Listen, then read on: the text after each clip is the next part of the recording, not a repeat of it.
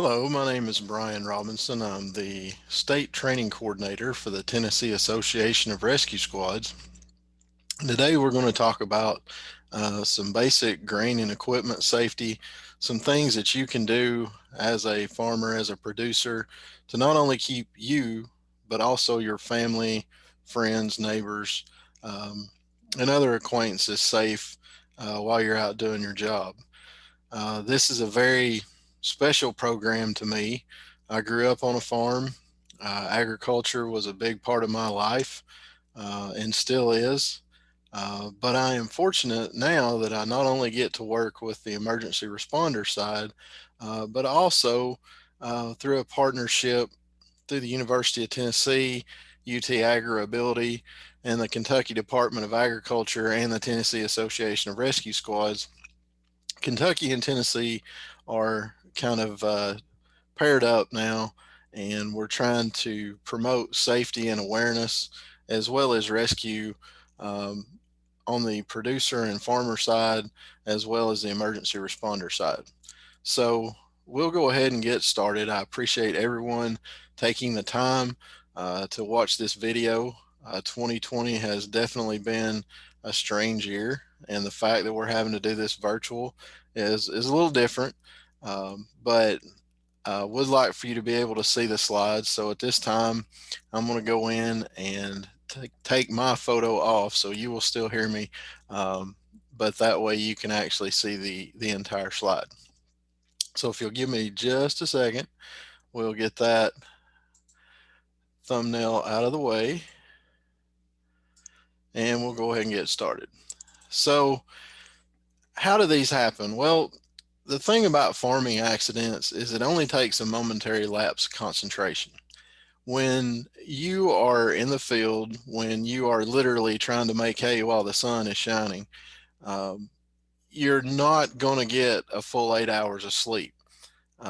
During harvest season, you may spend 16, 18, even more than that hours on the machine because you're trying to dodge the weather, things of that nature.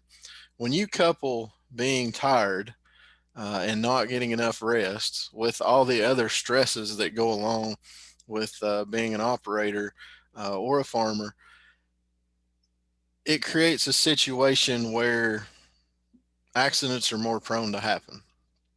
Um, as it says, only a momentary lapse of concentration.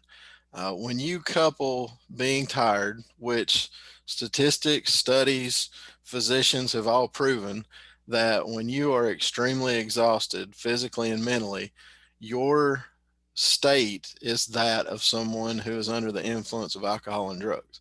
So um, try to make sure that you get enough sleep. It's as simple as that. I know it's not easy. It's very stressful to do the things that you folks do, but look at the photo there, and I kind of laugh at every time I see this because it's Friday on the farm, and hey, there's only 35 more hours left in the work week. The next thing is, why do we even need to have some type of awareness or safety? And the statistics are almost burdening, if you will. Um, when you look at agricultural incidents, accidents cause more death to persons between the ages of 15 and 24 than all other causes combined. Not drug overdoses, not automobile accidents, not medical conditions, just agricultural accidents. Um, Even if you don't have a loss of life, you are looking at 10 working days lost for each farm accident. And 10 days, as we've really seen in 2020 with these 10-day and 14-day quarantines that everybody's been under, it can create some financial stress. Not to mention the fact that when you've got that crop out in the field, it needs to come in. So trying not to lose any time is important. But how did we get to this point? Um, when we look at the tractor age that evolved in the early 20th century, up until that point, the worst thing you had to worry about was being kicked in the head by a mule, I guess. Um, you really didn't have the elaborate, highly engineered, specific equipment that we have today. But the equipment today is so technologically advanced and saves us so much time and effort and energy and fuel to be able to harvest a larger quantity of crop with less people. But it comes at a price. And that price is that if we are operating that machinery and we make an error, then it's not the machinery that breaks down, it's the human that breaks down. And in fact, that equipment, which is designed to enable us to make more profit, to be more efficient, ends up becoming something that creates a longer lasting negative effect. So when we look at farming, farming is the only industry where you can have children beside people who are retirees, who are next to casual workers. So literally, the age group is from one end of the spectrum to the other. But what's concerning about farm safety is the fact that most accidents or injuries that occur on a farm are people under the age of 15 or over the age of 65. Now, no one likes to see a child in distress. No one likes to see a child injured, and certainly no one likes to see a child lose their life. On the opposite end of that spectrum, when you're talking about people who are grandparents, who are aunts, who are uncles, um, no one wants to see that individual who's done this their entire life leave this earth or be injured to where they can't do their job anymore. So keep that in mind, that most of your accidents are going to be people under the age of 15 or over the age of 65. This is not me as a child, but pretty much every photo that my mother has of me up until I'm probably about 13, 14 years old. I'm sitting on the front edge of a tractor seat with my feet barely able to reach the clutch and the brake pedal, driving through the field with a wagon load of hay, tobacco, corn, whatever. And looking back at it then, it was the greatest time of my life. But now looking back at it, where I have children, 20% of farm accident victims are under 20 years old. Um, that's almost a quarter of all farm accident victims are children. And I know, according to the United States, when you're 18 years old, you're an emancipated adult, yada, yada, yada. But the fact of the matter is, I still think of anyone who's under 20, 21 years old as a kid. Um, so that number is high.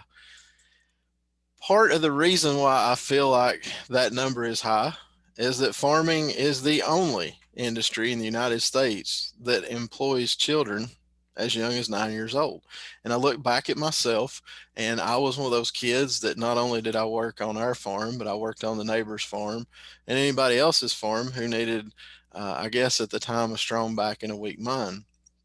And this photo, again, is not a photo of myself, but an M Farmall with me standing on the axle tube, holding on to the headlight bracket, bouncing across the field, or sitting between my grandfather's lap. That is exactly the way I grew up. And if we think about it, let's use McDonald's as a example. Uh, at McDonald's, you can't even operate the milkshake machine if you're not 18 years old. But yet, and we've all done it. I've done it myself as a parent. We hop the kids up on the tractor. It's a rite of passage. They ride on the combine. Maybe they ride in the wagon. Um, but let's try to remember that these are our kids.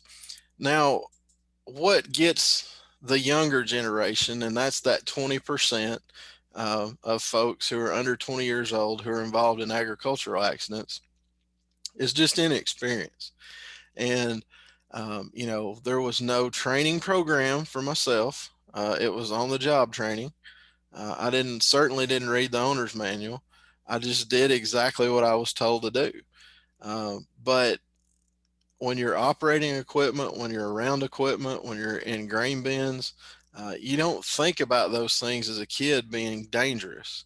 So, as parents, as grandparents, as aunts, uncles out here on the farm, we need to make sure that we are really watching these kids, because we need to lower that statistic. That 20% is too high. Any child who loses their life in an agricultural incident is too high. Is too many. So if we flip it to the other side of the spectrum, and I'm not pointing fingers here, but inexperience gets the younger folks in trouble, and a lot of times that is what leads to their accidents. When we look at that over 65, which was our other group, um, it's just advanced age. Our bodies wear out. Um, I was trucking right along until I hit 40. And then I was like, man, this is kind of rough. And then when I hit 45, the wheels fell off. But medical conditions, diabetes, hypertension, um, you know, hearing loss from being out in open cabbed equipment earlier on in their careers, loss of eyesight, loss of mobility, arthritis kicks in. And then you couple that with the long hours in the field, the weather conditions, and it just wears the body down. It is the outdoor nature of the job. It is not something that, we certainly can try to prevent, but uh, the longer that we do it, the more our bodies wear down. So just keeping those two factors in mind with our younger folks. Um, it's the inexperience with our older folks. It's just age and mobility and things like that in a lot of cases. But when we look at the causes of the accidents themselves, um, the attitude has a lot to do with it. It's not going to happen to me. It's not going to happen today. The law of averages is in my favor. I've worked on this farm for 40 years. You know, I've never had an accident. I've hit my finger with a hammer once or twice, but never had anything major. It'll be okay this time.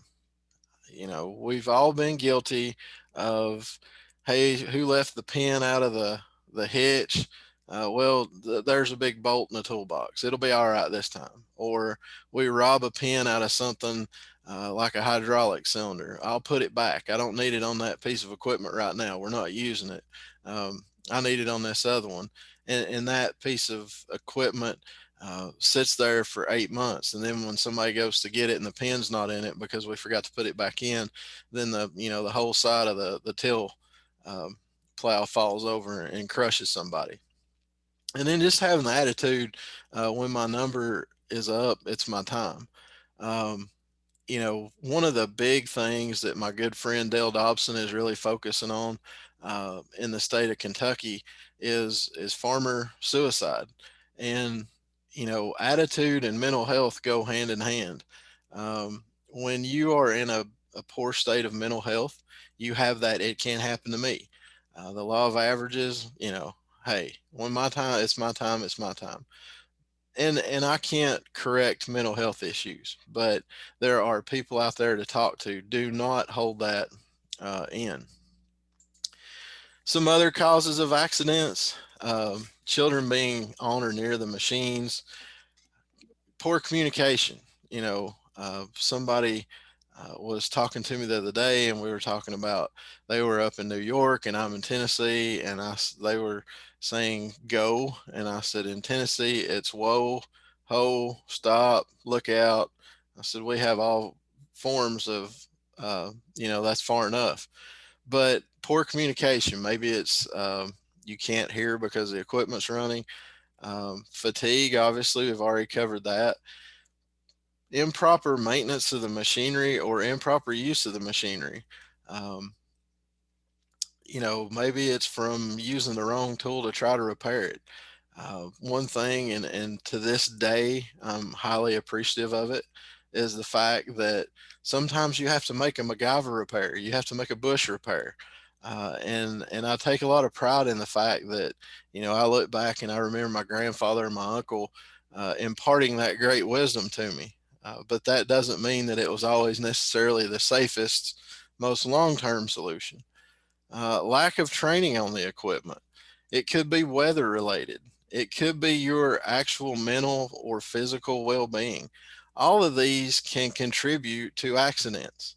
Um, but I'm going to say one of the biggest ones that I see in the real world as an emergency responder is a lot of times it is simply from trying to hurry or rush through because you have to get a job done, or you've got to get to the church social, or the kids got a ball game, and I've just got this one more bale, I've got one more row of soybeans, I've got that one more cart full of grain, and trying to rush things along a lot of times gets us in trouble. So, a couple of safety reminders. Just remember that no one is immune from accidents. Children, animals, adults, whether you're 5 years old or you're 50 years old, these accidents don't just occur in certain spots. Serious accidents occur in all communities. Keep in mind that if someone flips a tractor over on a golf course, that's not necessarily on a farm, but that tractor on a golf course is the same tractor that you would use to bush hog the barn lot with. It maybe just has some different tread tires on it so it doesn't chop up the grass as bad. No machine is completely safe. You have to understand that the tractors, the combines, the newer implements that they are coming out with these days are 10 times more powerful with a smaller engine combination, because they're using turbos and fuel injection and all kinds of things like that. But when we misuse that equipment, or we use it for a purpose that it's not intended, as an operator, we are essentially taking a big risk when we do that. And keep in mind, my whole goal is not to say everybody that's doing this, you're doing it wrong. If they gave out T-shirts for doing things the wrong way, I'm pretty sure that I would have an entire closet full. I should probably have one that says "I live," because I've turned tractors over. I've had chains fly at my head. Um, so I've been there in the trenches with you, and I understand it. As a responder, though, um, we are faced with some unique challenges when it comes to agricultural incidents. And this is where, as the training coordinator, um, I feel like this is one of my more passionate courses that I teach, because a lot of people take for granted, well, I know how to do this and I know how to do that. Nobody really ever showed you in any of your training how to pick up a tractor. Uh, Nobody explained to you, all the hazards that can be uh, on a dairy farm with a manure lagoon. Most people in their life, unless they grew up in agriculture, have never seen a combine except in a picture, let alone had the appreciation for how big a machine that is, and how many moving parts it has. But first out of the gate, a lot of these instances don't happen in the driveway. They don't happen on the roadway like a lot of our automobile accidents. It's a long distance to the scene. And even with that, directions to the scene a lot of times are sketchy. The remoteness of the injury site creates problems with getting, ambulances and rescue vehicles in there because of their weight. And these vehicles were designed to drive on pavement, not to go off road in a lot of situations. But two of the other factors that don't really come into play until, as I say, you're neck deep in alligators, is unless you grew up in an agricultural setting, you don't understand or have the knowledge about how this equipment operates. What shaft spins what? If I turn this PTO shaft on this square baler, essentially I'm turning the pickup feeder, the feeder fingers, the auger, the knives, the knotter, the whole deal. Um, Animals, pesticides, things of that nature. And then here recently, a lot of language barriers. The area where I am from in East Tennessee, we have a large Hispanic population. And, you may have 4 or 5 people out there who are adults, but none of them speak English. And you may have a child that's 6 or 7 years old that's trying to relay information to you because they have been in school here. So those are all unique challenges that we face as responders. Now, one of my big things that I love to do is to get the farmers and the producers and the Farm Bureau agents and the co-op involved with the rescue side of things. And this photo here was actually taken about a month and a half ago. This is down at Forsbach Farms in Savannah. They open up their doors to us usually once a year, and we work scenarios there. This happened to be a grain rescue course. And you can see we've got skid steers, we've got portable discharge augers, we've got anything from a 24,000 bushel up to a 60,000 bushel bin. But working with the responders and the producers to pre plan these potential response areas, where are they at? And that means that you need to clearly mark your address. If you type in the address of this particular location, it will take you past the driveway where you turn in to get to the grain bins, and literally you go over a hill and you're out in about 300 acres of river bottom land that's either got milo or soybeans or something like that in it. So making sure that those addresses are clearly marked so the responders don't waste time trying to get to you. If you have specialized equipment like a grain vac, um, show that to the responders, show how it operates, let them know where it's stored at, have contact numbers already in place in your phone with them, and make sure that they have your number in their cell phone. So if you do get somebody trapped in a grain bin, maybe that grain vac is going to be a way to evacuate that grain much faster than trying to cut holes in the side of the bin. So you've got to work with, not against your responders. I hate uh, contests about who's in charge. And I've seen it time and time again where the responders don't know the farmer doesn't know the responders. Both of them are trying their best to get that person, the neighbor, the family member, whatever, out of that mess that they're in. But a lot of times they both have the same goal, but they're going about it 2 different ways. So making sure that we marry that emergency responder with that producer, with that farmer, with that grain elevator owner is key. Now, that is going to require you to train alongside the responders. And I do this in our farm machinery class, and I do this in our grain safety classes, and also in our grain rescue classes. Get in there with them because you may have specific knowledge about equipment, how it operates, what you can tie off to, what you can't, that they don't have. You have to remember that if you're dealing with a firefighter, they have to deal with medical, they have to deal with hazardous materials, and then they've got to deal with rescue tasks, and that's all on top of their primary duty of being fire. Same thing with EMS, same thing with rescue, EMA. All these folks have a primary uh, job responsibility, but a lot of times they get pushed into another role. And finally, the last thing that you can do to assist the rescuers is when you dial 911, try to make sure that you give the dispatcher as much clear, concise information as possible. Um, you're going to be panicked, or whoever's on the phone is probably going to be panicked. It's not an everyday occurrence to see somebody wrapped up in a power takeoff shaft or, with their leg stuck in an auger.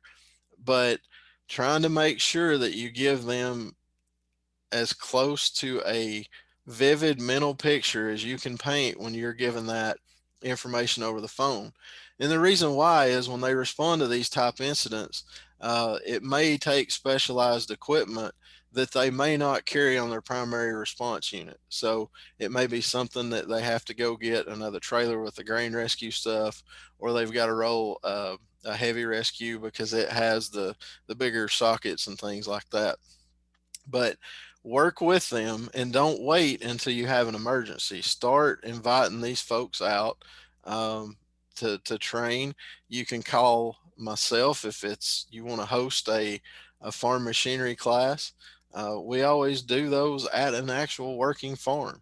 And one of the things that we try to do is walk the responders around and let them see how this is set up. In the instance of this photo, you're talking about the city of Savannah and Hardin County Fire Department that after we did this class have really taken an interest in looking at this setup and knowing what they're going to need if somebody is trapped there. So power takeoffs are another thing that we see a lot of. And with power takeoffs, when you see the little photo there, the person wrapped up like a corkscrew, if you've ever seen one of these in real life, that's really what it looks like. And it's very gruesome. And there's no way to unwrap a human being from one of those in a graceful manner. So when we talk about power takeoffs, the first thing is before you're going to do anything on the implement or get off the tractor, make sure that the power takeoff is disengaged and that the tractor or implement is shut off. Uh, we've all been guilty of it. We jump off the tractor, we go back there going to adjust something, don't really think anything about it, but make sure we're shutting off that equipment before we get around this stuff. The safety guards and the safety chains. Every new piece of equipment comes with a PTO safety guard, and it has the little plastic bag with the chains taped to it. Um, do we use them? I'm not going to sit here and tell you that I've done it.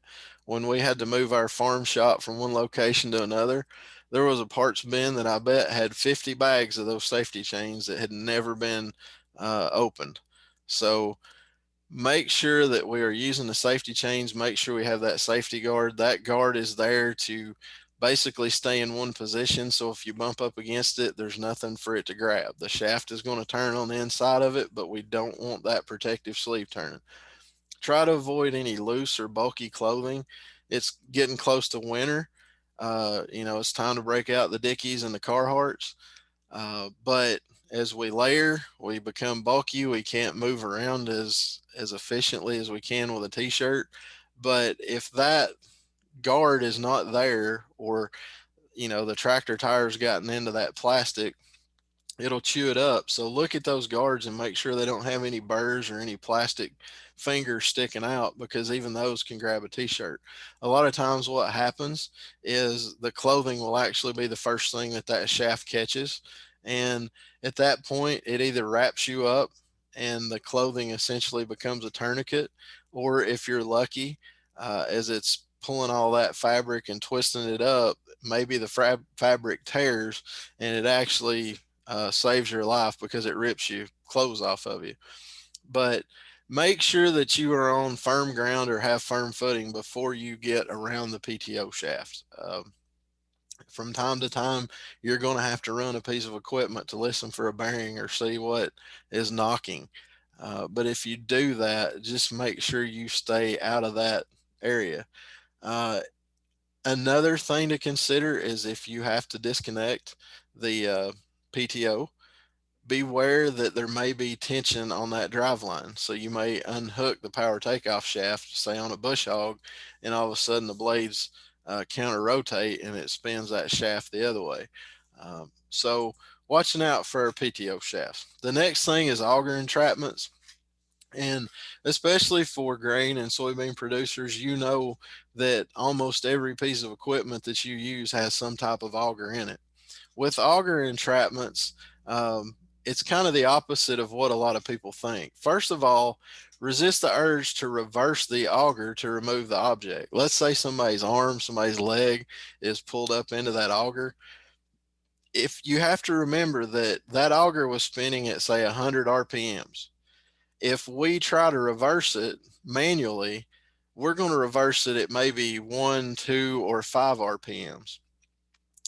Once the flighting catches the bone, the flesh, the shirt, whatever, it's going to pull it in at 100 RPMs. If we try to back that out at 5 or 10 RPMs a minute, then if it went in and there were 3 cuts on that arm or leg, because we're trying to reverse it and back it out slower, we're going to end up with 6 or 8 or 10 cuts. So we're actually making it worse trying to do what you think um, is the right thing to do. So when we look at that, and getting somebody out of an auger entrapment, disassembly and stabilization of the auger, the patient and surrounding equipment and personnel is crucial. Um, we've got to support that patient. They may be in a weird position, so just letting them sit on your shoulder, or maybe putting a milk crate under their feet so they can take some of the load off. That's the first thing. We also want to make sure that the auger is not going to move. It's not going to spin either way. Um, and then making sure that the people around are all on the same page and everybody's not trying to do something counterproductive. This is actually a photo of one of our training exercises where we're doing an auger entrapment. And the pull noodle there that you see going into the end is to simulate someone's arm or leg that's been caught. And essentially, what we have to do is stabilize that entire auger, attempt to figure out where the appendage is at, make sure we give ourselves enough room, and then we actually have to cut and open the case of the entire auger. And um, once we do that, we'll actually go in and cut the flighting and the shaft, and remove the flighting, the shaft, and the appendage all in one uh, maneuver. So this is something that for those that take the additional training and go through the farm machinery course that we teach, this is one of the skills that we really focus on because it's a high likelihood. We'll hit silos and grain bins a little bit. The important thing to remember is that silos and grain bins are confined spaces, and to be deemed a confined space, it basically just means that there's one way in and one way out. It can be a 65,000 bushel bin, but if there's only one door at the top and there's one door at the bottom, and the bottom door doesn't open because it's full of grain, then that's a confined space. They can be oxygen deprived atmosphere. There are a ton of things like falls, entrapment, entanglement, and that doesn't include the fact that depending on the moisture, you could have explosive grain dust. So these things, while they look like a big cylinder that just holds grain, um, I hate to say it, but they are kind of a technique of death, really. A very handy tool, but it can get into a lot of trouble. It's important to remember that it only takes 2 or 3 seconds until you are trapped in flowing grain. If I don't care if it's soybeans, milo, corn, whatever, um, either you break through the surface, somebody turns the auger on, but if you get your from your ankles to your shins buried in grain, what I tell people that have never been around it before, it's the real world version of quicksand. The more that you move, the more that grain fills the void that you just created when you moved. And the more you move, the tighter it packs around you. So usually in 2 to 3 seconds, you can become uh, helpless. In other words, you can't get yourself out. In 4 or 5 seconds, you can be up to your waist. And in as quick as 20 seconds, if someone's running the auger, or you fall through a crusted grain surface, or you have an avalanche where it sloughs off the side of the walls, in a matter of seconds, you can be completely buried. So a lot of people want to run in, and this is one of the things that on the emergency services side, whether it's firefighting, whether it's EMS, whether it's rescue, we try to really focus on resist the urge to grab tools and run into action. Walk around it, look at what you've got, formulate a plan, and make sure that you are not going to create a bigger problem. With grain bin rescue, with grain bin entrapment, silo issues, the thing, and I hate to point it out this way, but this is our terminology um, in public safety. Because they are confined spaces, we have a confined space phrase, and it's called follow the trail of bodies. One person becomes trapped, family member, friend, coworker goes in to try to get them, they become trapped, and that pattern just keeps on going until somebody finally goes, wait a minute, I don't need to do that because there's already one or two or three or six people stuck. But when it comes to grain bin rescue, it does require special equipment to do it safely, and it requires special training to operate that equipment. A lot of people think, well, all I got to do is just just start digging them out. If you've ever worked around corn, soybeans, anything like that, um, let's say that they were pulled into a grain entrapment because somebody turned the auger on. That auger is going to pull out of the center, which means it's going to create a funnel. If you enter from the side of the grain bin and they're in the middle of that funnel, then literally by you just walking on that grain, if you're not prepared, if you're not using some type of ground pad or weight distribution, you can force more grain over on top of them. So this is something that's come up in the last couple of years.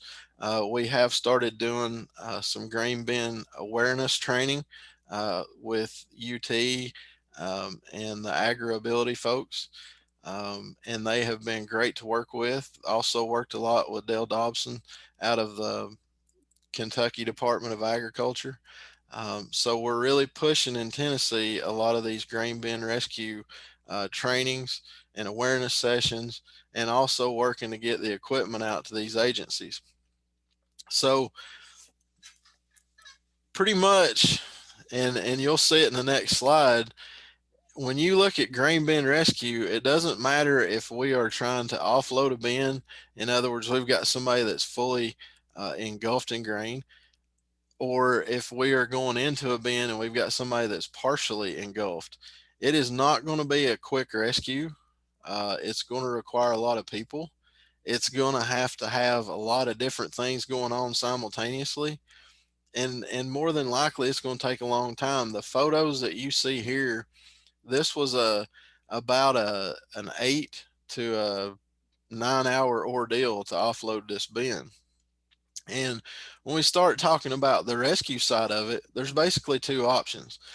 Number one, I either come out the top with the patient, or number two, I have to offload an entire bin. And as you can see, when you start offloading even a 20,000, 24,000 bushel bin, you're going to have some equipment. Most fire and rescue agencies don't have a front end loader. So you're going to have to figure out some way to move that grain away, in addition to knowing where to cut. If they go in and just cut a hole, then if they're not cutting the flaps on the bin equal distance, then all of a sudden the weight shifts to one side of the bin and you topple the bin. So just know um, that these grain bins can be hazardous. Make sure if you are going in the bin, somebody knows you're in there. Do your lockout tag out on your electrical equipment, and please, please, please wear a harness. Wear a harness and be tied off. A lot of these grain bins have anchor bolts that come standard with them. I know Sukup is a manufacturer, I think, that has a standard bolt that holds 1,800 pounds. But make sure you have a harness and make sure you are tied off. This cracks me up. This looks exactly like the rig that we used to have, but what's in that barrel? Uh, Equipment is expensive. A lot of times we can't go out and buy a spray rig, so we make our own. Let's carry all the 55-gallon drum, put you a PTO pump on it, some hoses, a couple of clamps, and you got a ready-made sprayer. But what's in that barrel? If we're a responding agency, we don't know. We don't know if it's weed killer. We don't know if it's water. We don't know if it's poo poo shoo shoo that you got out of the manure pit that you're going to scatter on the garden. Make sure that you have the barrels around the farm located. If it's weed killer, make sure it has a label on it. Even if it's used motor oil, just write used motor oil on that barrel, because as we respond, um, that gives us an idea of what hazards we've got, keeps our people safe, and it helps us to be able to treat you, the patient, more efficiently. Tractor rollovers are another common thing that we see a lot. I'm in East Tennessee, so Our joke up here is that our cows have two legs shorter than the other so they can stand on the side of the hill and eat. But one way to prevent a tractor rollover or to safely maybe live through one is to have your rollover protection system.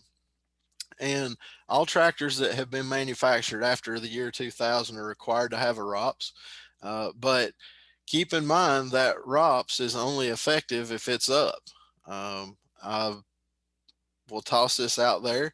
A lot of your newer zero turn mowers have rollover protection systems, but how many of you have done it yourself or seen it where that rollover bar is tilted back? It's not really going to do any good if it's not fully up. The other thing is, it's kind of like airbags in vehicles. Airbags in vehicles are the same as rollover protection system because both of those are only effective if you use the seatbelt. That ROPS bar may save you from being squished, but that ROPS bar, if you don't have your seatbelt on, may in fact be what pins you to the ground and crushes you. So make sure that the ROPS is up and make sure that you are wearing a seatbelt. If you have an older tractor that does not have a rollover protection system, there's some aftermarket options out there. Um, you know, anything's better than nothing. With tractors, a couple other things that we see a lot of times is understanding the angles and weight transfer. If you're pulling something with a chain, even if you're pulling a wagon, something like that, keep in mind where your center of gravity is at. Keep in mind where the torque and the rotational point is. Uh, Watch your angles as far as when you're hooking things up to make sure that when you dump the clutch on it or you start up a hill that the tractor doesn't essentially roll itself back over on itself. This is an actual photo that was from an agency not too long ago. And this is actually a warning label off of a John Deere. And I think that's probably a Kubota or a Coyote tractor. But what's happened here is front end loaders, and they've become quite popular in recent years, from the compact tractors all the way up to the bigger ones. But basically, that log that he was carrying in the bucket just rolled over the bucket and right down the lift arms and essentially pinned him between the seat and the bar. This individual was fine. He was just not able to move or get himself out because he literally filled every available void space. But that's a difficult challenge because, even that chunk of wood right there is probably um, over 1,000 pounds. And the fact that one little miscue one way or the other could have created a pretty serious incident. Combines are another thing that we see. Just make sure that you are really watching your surroundings.